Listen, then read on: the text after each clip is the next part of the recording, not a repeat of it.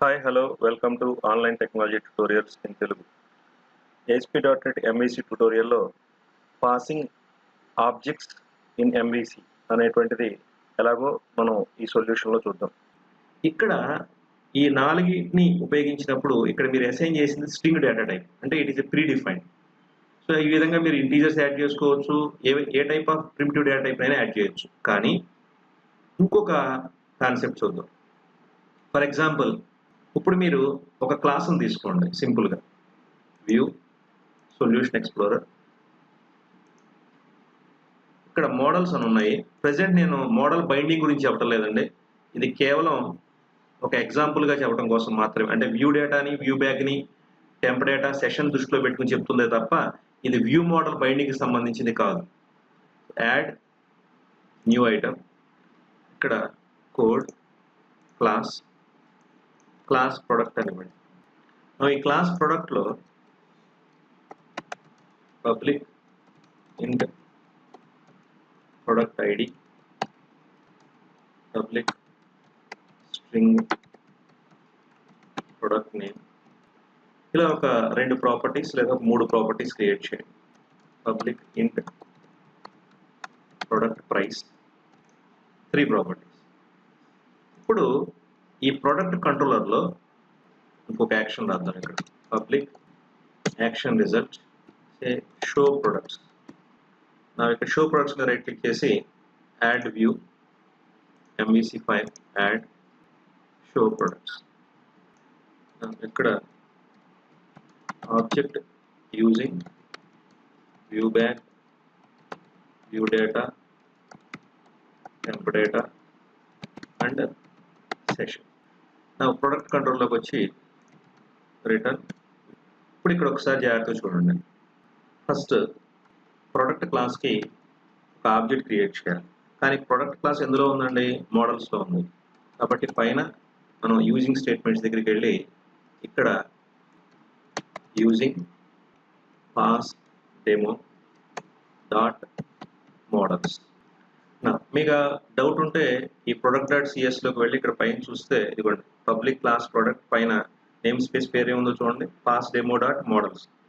ఇప్పుడు ఈ షో ప్రొడక్ట్స్లోకి వచ్చి ప్రొడక్ట్ ఆబ్జెక్ట్ ఒకటి క్రియేట్ చేయండి.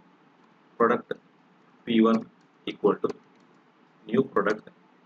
ఇక్కడ product ID equal to say 101, product name equal to and product price equal to, ఇలా ఒక ప్రొడక్ట్ ఆబ్జెక్ట్ క్రియేట్ చేయడం జరిగింది. ఇప్పుడు ఈ ప్రొడక్ట్ ఆబ్జెక్ట్ని మనం వ్యూ బ్యాగ్ ద్వారా కానీ, వ్యూ డేటా ద్వారా కానీ, అలాగే టెంప్ డేటా ద్వారా కానీ, సెషన్ ద్వారా కానీ మనం వ్యూకి పాస్ చేయొచ్చా?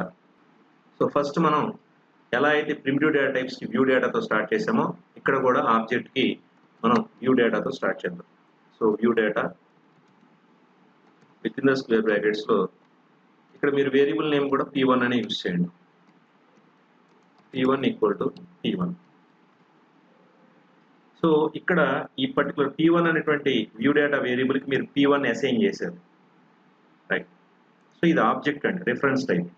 సో షో ప్రొడక్ట్స్లోకి వచ్చి, సో ఫస్ట్ ఇక్కడ మనం ఒక ఆబ్జెక్ట్ని రిసీవ్ చేసుకోవాలి. తర్వాత ఆబ్జెక్ట్ డాట్ ప్రాపర్టీ నేమ్ అని చెప్పి రాయాలి. ఎలాగా అంటే ఒక బ్లాక్ ఆఫ్ కోడ్ కావాలి, @ opening curly brace and closing curly brace. ఈ పర్టికులర్ లాజిక్లో మనం ఏం చేస్తామంటే, మీరు ఇక్కడ view data of say P1 అన్నారు.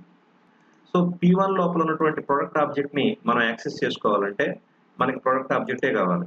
కాబట్టి @ using pass demo dot models అన్నప్పుడు ఈ మోడల్స్ అనేటువంటి నేమ్ స్పేస్లో ఉన్నటువంటి ప్రొడక్ట్ క్లాస్ని మనం ఇక్కడ యాక్సెస్ చేయొచ్చు. So product sum x equal to ఇలా అసైన్ చేసాం, కానీ ఎర్రర్ చూపిస్తుంది. ఎందుకనండి? అక్కడ చూడండి, cannot implicitly convert the type object to product. So ఇక్కడ టైప్ కాస్టింగ్ చేయండి. ఇప్పుడు మీరు ఏం చేయాలంటే చూడండి, ఎక్స్ డాట్ అన్నప్పుడు you are able to get the product ID product name and everything, right? So you need to display them @product ID and @x dot product name and @x dot product price.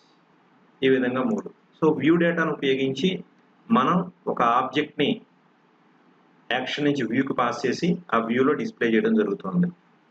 దీన్ని prove చేద్దాం. So show products అనేటువంటి యాక్షన్కి మీరు request rise చేయాలి. So ఇక్కడ slash product controller name slash show products చూడండి 101 keyword 400 right using view data. అంటే view డేటాను ఉపయోగించి మనం ఆబ్జెక్ట్స్ని కూడా పాస్ చేయవచ్చు. వ్యూ బ్యాక్ ద్వారా కూడా మనం డేటాని పాస్ చేయొచ్చు, అంటే ఆబ్జెక్ట్ డేటాని. View bag dot p2 equal to p1. So p2 అనేటువంటిది ఒక వేరియబుల్, దానికి మీరు p1 అసైన్ చేశారు. ఇప్పుడు front end show products dot CSHTMLలోకి వచ్చి ఇప్పుడు అగైన్ ఎలా అయితే మనం వ్యూ డేటాలో ఉన్నటువంటి p1 యొక్క రిఫరెన్స్ని మనం విడిగా ఇక్కడ ప్రొడక్ట్ ఎక్స్లోకి తీసుకున్నాను, అట్లాగే using view back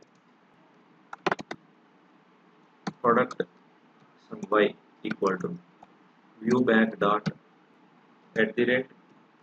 @y dot product ID @y dot product name @y dot product price. ఈ 3 వాల్యూస్ని మనం ప్రింట్ చేయడం జరుగుతుంది. సో సేవ్ చేయండి. So execute and raise the request to show products action. So ఇక్కడ slash product slash show products. So again it is proved. So view data ద్వారా and view bag ద్వారా మనం ఆబ్జెక్ట్స్ని యాక్షన్ నుంచి వ్యూస్కి pass చేయవచ్చు. So ఇక్కడ view data view back supports abstract data types also అనేటువంటిది ఇక్కడ మనకి ప్రూవ్ అయింది. Next in the same way temp data also. So temp డేటాను కూడా ట్రై చేయండి. Temp data of p3 equal to p1. Show products dot CSHTML temp data. ఇక్కడ code copy చేస్తానండి. Product z equal to temp data of z dot product ID and z dot product name and z dot product price. ఇది error చూపిస్తుంది ఏమని, cannot implicitly convert the type object to product. So ఆబ్జెక్ట్ని product కింద convert చేయలేనంటు. So కాబట్టి explicit type casting ద్వారా మీరు దీన్ని కన్వర్ట్ చేసుకోవచ్చు. రైట్, సేవ్ చేసి ప్రొడక్ట్ కంట్రోలర్ని అప్లికేషన్ ఎగ్జిక్యూట్ చేసి షో ప్రొడక్ట్స్కి రిక్వెస్ట్ రైజ్ చేయండి. సో ఇక్కడ view data view bag and temp data 3 కూడా మనం ఆబ్జెక్ట్స్ని పాస్ చేయడానికి ఉపయోగించవచ్చు. సో నో డౌట్ సెషన్ కూడా సక్సెస్ఫుల్గానే డేటాని ట్రాన్స్ఫర్ చేస్తుందని ఎక్స్పెక్ట్ చేయొచ్చు. బట్ ఎనీవే ప్రాక్టికల్గా చూడాలి కాబట్టి p4 equal to p1. Show products dot CSHTML using session of p4. So object పేరు మార్చండి, ప్రొడక్ట్ t అని పెట్టాను. Right, so product t equal to product of session of p4. So p4లో ఉన్నటువంటి ఆబ్జెక్ట్ని tలోకి అసైన్ చేసాం. Now t dot product ID t dot product name and t dot product price.